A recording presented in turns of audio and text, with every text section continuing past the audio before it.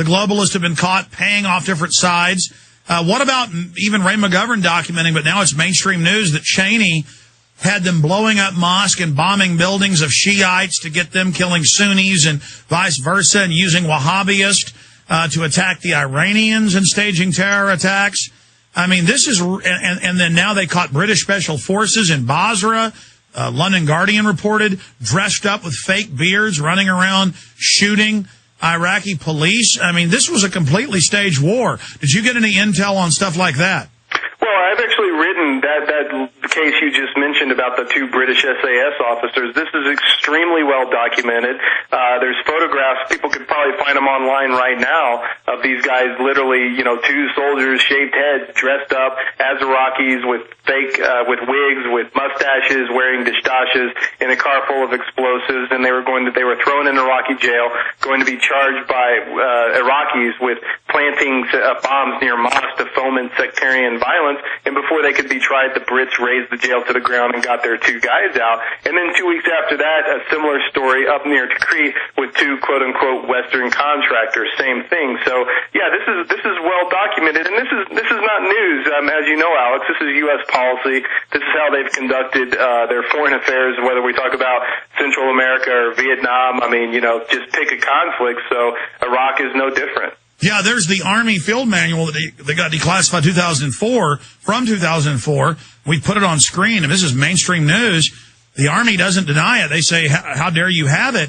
But it tells Army captains, just standard issue, how to stage terror attacks.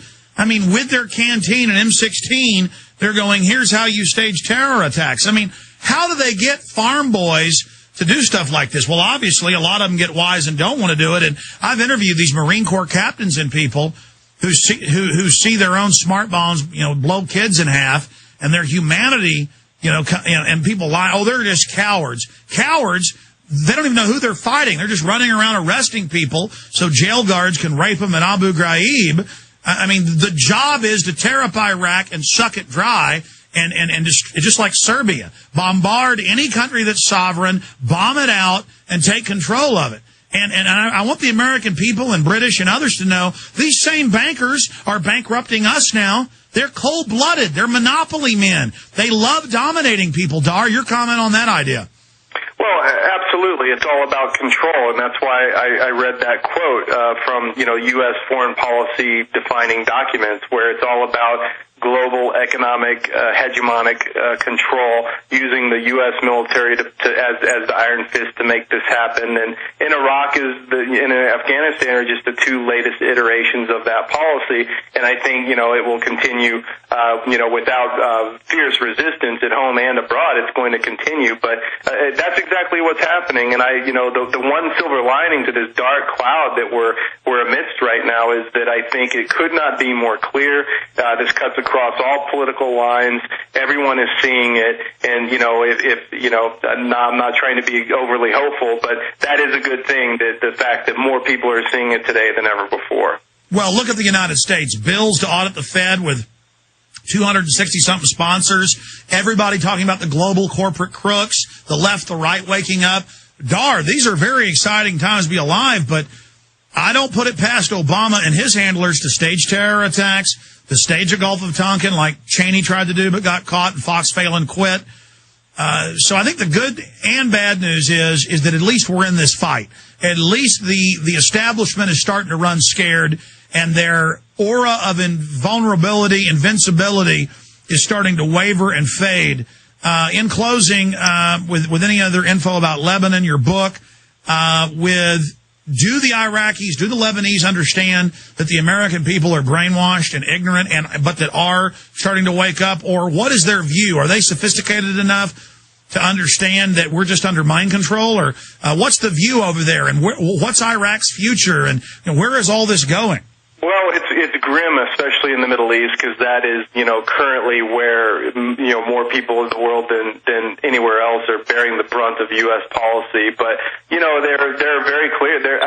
Unfortunately, it's pretty dark, because people have seen, okay, Obama comes into office, and what happened? The American people, what few who were overtly resisting under Bush, are have apparently gone to sleep, so they're kind of feeling left on their own at this point, which is a bit dark. But again, I think that it's up to us. And one hopeful thing that I got from working on this book about soldiers who are resisting, if U.S. soldiers in the U.S. military structure, a very, very harsh, difficult structure to operate in, let alone resist, if they can stand up and resist, and many of them come out all the more better from it, then what does that say to us in civilian society who can still go about and do essentially what we need to do right now relatively? What does that say to us as far as a call to action, and what are we able to do, and what are we willing to do? Dahr Jamail, always great to have you on, but I think what I get here is the world's waking up to this empire, this corporate empire that is using America as its muscle. But at the same time, Barack Obama is giving amazing aid and comfort to these global plutocrats, these kleptocrats, and that he just kind of took Iraq and all the carnage off the screen, out of sight, out of mind. Well, he's been very effective at that. There's, as we were talking about before, he's been a great brand for them to slap on this program, a great kind of spokesperson. He's charismatic, he's articulate, he's fooled hundreds of millions of people, both in the U.S. and in many, particularly Western European countries. But again, actions speak louder than words, and when people more people in America than ever before literally don't have food to eat and are getting kicked out of their homes by the banks, and things are just getting worse by the day, then this is adding up, and I think it is coming to a head, and I think we're going to see that real soon. Dahr, thank you for joining us. Just in closing, why are the banks on the march? Why are they greedily doing this command destruction, their own IMF and World Bank documents state, trying to bring the world into depression to set up their world government? I guess they're just conquerors, and they've got a lot of power, and I guess they think we're not going to resist them. I mean, they really are driving the world towards rebellion. Well, it's the bottom line, and it's runaway greed, and they continue to rely on just ongoing, an ongoing, consistent bottom line, increased profits at all costs, even though the cat is out of the bag and more people see it. And if they had any wisdom, they would back away at least for a little bit and let things calm down. But, runaway corporate capitalism, we can't let that happen. We've got to always grow and increase profits. And so I don't think we should expect that to change. Dahr Jamail, thank you so much for spending time with us. We'll talk to you again in the near future. And the new book is The Will to Resist. Take care. Thank you.